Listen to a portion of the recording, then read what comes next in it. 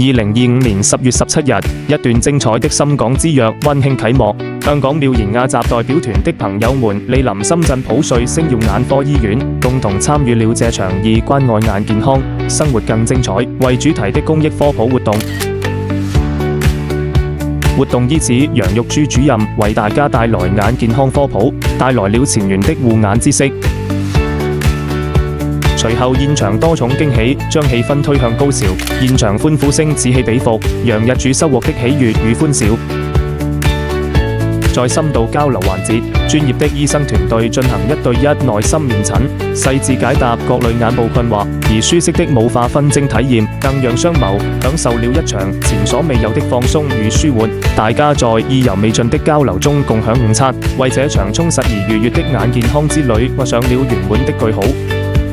以普瑞眼科20年的專業積澱，深圳普瑞星耀眼科醫院將持續秉承用愛傳遞光明的宗旨，為大灣區居民提供更優質、貼心的眼科診療服務，守護每一雙眼睛的健康。